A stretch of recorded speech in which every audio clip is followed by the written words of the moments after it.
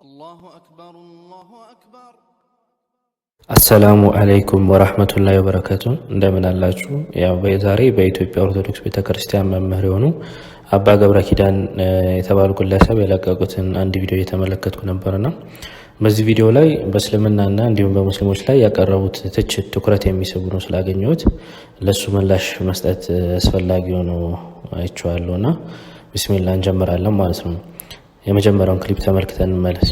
አህዛብ የሚባሉት እንግዲህ እንጨት ጠርበው ድንጋይ አለዝበው ጣዖት የሚያመልኩ ናቸው። ጣዖት የሚያመልኩ እነዚህ አህዛብ ተብለው ይጠራሉ። አህዛብ በመዋሸት ይታወቃሉ። ውሸት ለምሳሌ አንድ ውሸት እንደው ላሳያችሁ ማምላክ እንግዲህ እነሱም እያስተማሩ ስለሆነ እኛም እናስተምር እንዴት ይደረጋል እና አንድ አሁን በቅርብ ጊዜ የታተመ በእስልምና የታተመ አንድ መጽሐፍ አለ እና ራሳቸው ያተሙት ነው። አምስቱ የእስልምና መሰረቶች የሚል እሺ። ያው እንደሰማችሁት አህዛብ የሚለውን ቃል ከተረጎመ በኋላ ከእስልምናና ከሙስሊሞች ጋር አዛምዶታል። በምስሉ ላይ እንደተመለከታችሁት እንጨት ጠርበው ድንጋይ ያለዝበው ጣዖት የሚያመልኩ ናቸው ብሏል። እስቲ ይህንን ነው ወይ እስልምና የሚያስተምረው የሚለውን የተወሰኑ ነጥቦችን እንመልከት። መጀመሪያ በእስልምና ጣዖት አምልኮ ማለት ሽርክ ይባላል። ማጋራት እንደማለት ነው። በፈጣሪ ላይ ማጋራት በእስልምና ከሁሉም ኃጢአቶች መካከል ትልቁ ኃጢአት ነው። ከፈጣሪ ምህረትን ሳይጠይቅ የሞተ ሰው ለጀሃነም እሳት ቅጣት ይዳረጋል። ምዕራፍ 4 አንቀጽ 48ን ስናይ አላህ በእርሱ ማጋራትን በፍጹም አይምርም፣ ከዚህ ሌላ ያለውን ኃጢአት ለሚሻው ሰው ይምራል። በአላህም የሚያጋራ ሰው ታላቅን ኃጢአት በእርግጥ ቀጠፈ። እንዲሁም ምዕራፍ 16 አንቀጽ 36 በየህዝቡም ሁሉ ውስጥ አላህን ተገዙ ጣዖትንም ራቁ በማለት መልእክተኞችን በእርግጥ ልከናል ይለናል። እንዲሁም ምዕራፍ 4 አንቀጽ 36 ስናይም አላህን ተገዙ በእርሱ ምንንም አታጋሩ። ስለዚህ በግልጽ እንደተመለከትነው ከአንዱና ከእውነተኛው አምላክ ውጭ ለሆኑ ጣዖታትም ይሁን ምንንም እና ማንንም ማምለክ በእስልምና ከሁሉም ኃጢአቶች መካከል ትልቁ ኃጢአት እንደሆነና ከፈጣሪ ምህረትን ሳይጠይቅ የሞተ ሰው ለጀሃነም እሳት ቅጣት እንደሚዳረግ ነው። እንዲሁም 10ቱ ትእዛዛት ብለው አይሁዶችና ክርስቲያኖች የሚያምኑትም ትእዛዞችን ብናይም የመጀመሪያው ትእዛዝ ዘጸአት ምዕራፍ 20 አንቀጽ 3 ጀምሮ እንዲህ ይላል፣ ከእኔ በቀር ሌሎች አማልክት አይኑሩ፣ በላይ በሰማይ ወይም በታች በምድር ካለው በታች በውሃ ካለው ነገር የማናቸውንም ምሳሌ የተቀረጸውንም ምስል ለአንተ አታደርግ፣ አትስገድላቸውም፣ አታምልካቸውም። እኔ እግዚአብሔር አምላክ የሚጠሉኝን ልጆች ከአባቶቻቸው ኃጢአት የተነሳ እስከ 3 እና 4 ትውልድ ድረስ የምቀጣ ቀናተኛ አምላክ ነኝ ይላል። አሁን እኛ ሙስሊሞች ነን እንደዚህ አድርገን ፈጣሪን እያመለክን ያለ ነው ወይስ ደግሞ ስም ለጣፊው አካል ነው? የትኛው እምነት ተቋም ነው በስዕላት አሸብርቆ የሚገኘው? እንደ ቤተ ክርስቲያናቸው አስተምሮ ቅዱሳን ስዕላት የሚሏቸው ማዳን ይችላሉ ብለው ያስተምራሉ። እንደዚሁም ስግደት ይሰገድላቸዋል።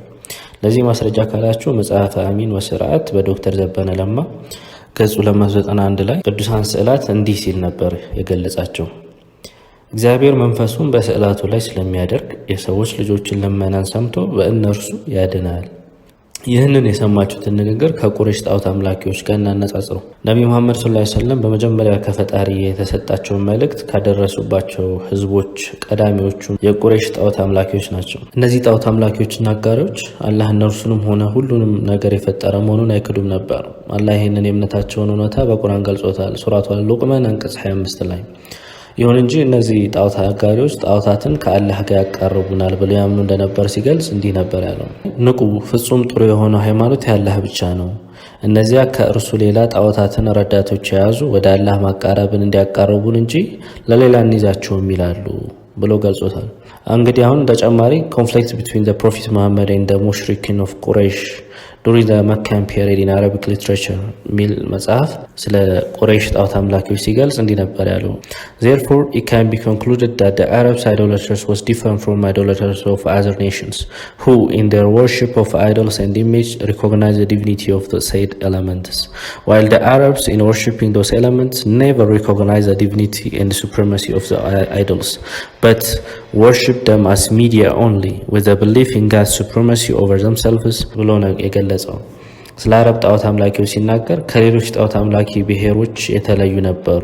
ምክንያቱም ሌሎች ጣዖት አምላኪዎች ጣዖታትንና ምስሎችን የሚያመልኩት መለኮታዊነታቸውን ተቀብለው ሲሆን አረብ ጣዖት አምላኪዎች ግን እነዚህን ጣዖታትና ምስሎችን ሲይዙ ከፈጣሪ ጋር እንደ መገናኛ ሚዲያ ነበር የሚቆጥሯቸው። ከዚህ ያው የምንረዳው የአረብ ጣዖት አምላኪዎች ስለ ምስሎች የነበራቸው አመለካከት ቅድም መጽሐፍ አሚን ወስርዓት በዶክተር ዘበነ ለማ ገጽ 291 ላይ ስለ ቅዱሳት ስዕላት እንደገለጸው እግዚአብሔር የሰዎች ልጆችን ልመናን ሰምቶ በእነርሱ ያድናል ይጠብቃል ካለው ጋር አንድ አይነት እንደነበር ነው። ያው ስዕሎቹ በራሳቸው አምላክ ናቸው ብለው ባያምኑ በእነርሱ በኩል ጸሎታችንን ሰምተው ያድኑናል ይጠብቁናል ብለው ነበር የሚያምኑት እነዚህ የአረብ ጣዖት አምላኪዎች ማለት ነው። በእስልምና ግን በጣም ቤዚክ ወይም መሰረታዊ የሆነ አስተምሮ ምንድነው? ሁሉን ቻይ በሆነው አላህ ማመንና እርሱ ያጽናፈ ዓለም ብቸኛ ፈጣሪና ጠባቂ መሆኑን መገንዘብ ነው። እንዲሁም ሌሎች ነቢያት፣ መላእክት ወይም ቅዱሳት የሚባሉትን ጨምሮ ጥገኛና ፍጡራን እንደሆኑ መገንዘብ ነው። ከአላህ በስተቀር ማንም ችሎታም ኃይልም የሌለው መሆኑን መረዳት ነው። ያንተን ጸሎት ለመስማት ስዕል ወይም ድንጋይ እንደማያስፈልግ መረዳት ነው።